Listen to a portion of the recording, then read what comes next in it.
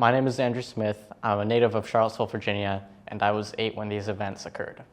Many in Charlottesville call it the Summer of Hate. On May 13, 2017, hundreds of white supremacists protested the city's plan to remove the Robert E. Lee statue in Charlottesville's downtown. Small sporadic assemblies in the downtown mall contributed to a growing tension during the summer of 2017. These tensions culminated in the Unite the Right rally of August 11th and August 12th. Hundreds of white supremacists led by Richard Spencer and local organizer Jason Kessler marched through Charlottesville's streets. Their stated aim was to protest the city's removal of the Robert E. Lee statue standing in recently renamed Emancipation Park. The result was 2 days of clashes, violence, and death. But Charlottesville's history of white supremacy did not begin here. Thomas Jefferson, who wrote the words, "All men are created equal," also owned slaves. That contradiction has shaped both movements for equality and reactions to those movements, rooted in the idea that it refers to only white men. The University of Virginia, centered in Charlottesville and constructed by Thomas Jefferson, was itself built on the backs of slaves. Charlottesville during segregation has strict Jim Crow laws. In 1960, a referendum to bulldoze the thriving black community of Vinegar Hill passed, while many black residents were barred from voting by a poll tax. This was a reaction to the civil rights movement's more inclusive interpretation of the Declaration. Then, on August 11, 2017, white supremacists organized to resist against the growing movement to remove symbols of racism. This is a sign of the prevalence of white supremacy in the Charlottesville area and the recurrent debate over all men are created equal. But the riot ultimately began due to another statue. Earlier that year, Charlottesville voted to remove the Robert E. Lee statue in Lee Park by a 3-2 vote. To protest the proposed removal, white supremacists organized the Unite the Right rally for August 2017. The lead up to the rally was one of steadily increasing fear and tension.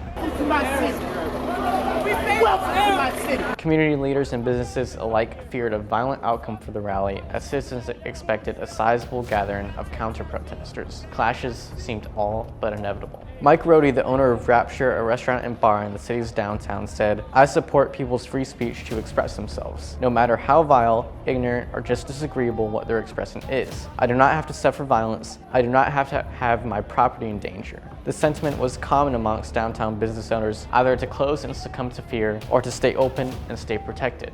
Many chose to stay open. An initial gathering in Emancipation Park quickly turned violent as tensions erupted. Many were armed, while others, including local clergy, sang songs calling for peace. Peace did not last, and soon police came to break up the rally. Despite this, skirmishes between white supremacists and their opponents soon broke out. In Charlottesville, we saw the disagreement over Jefferson's words 250 years later erupt into American on American violence in Jefferson's hometown. One such skirmish in the downtown mall drew national attention when neo-Nazi Alex Fields Jr. drove his car through a crowd of counter-protesters, injuring 35 and killing a Charlottesville woman named Heather Heyer. On a national scale, the immediate response was largely one of condemnation for the white supremacist ideology that motivated the rioters. Many present became the subject of legal punishment, including Alex Fields Jr., who received multiple consecutive life sentences for the murder of Heather Heyer. Donald Trump sparked controversy by refusing to clearly condemn white supremacists. Yes, I think there's blame on both sides. You look at both sides. I think there's blame on both sides. And later refusing to condemn white supremacy during the 2020 debate. So who would you like me to condemn? White supremacists and Proud Boys, stand back and stand by. Joe Biden, his opponent, famously cited the events of the rally as the reason why he ran for president. Locally, Charlottesville focused more on mourning and rebuilding. In the days and weeks that followed, the downtown mall was filled with flowers and signs and notes commemorating the bond of community, unbreakable no matter what. Nevertheless, Confederate flags and symbols sprang up along much of the Charlottesville area and continued resistance to the national condemnation. Mayor Michael Singer said, "What the world saw today is not the place Charlottesville is. We love our city, let us heal. This is not our story. Outsiders do not tell our stories."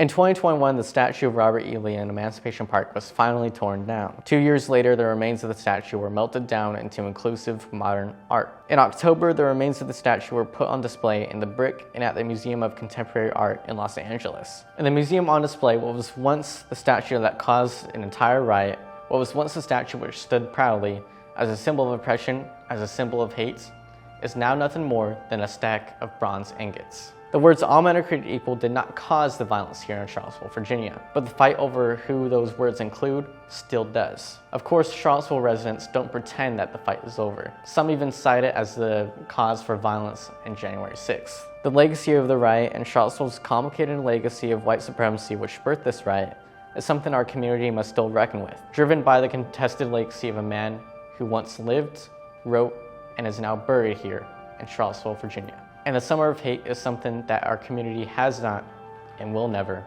forget.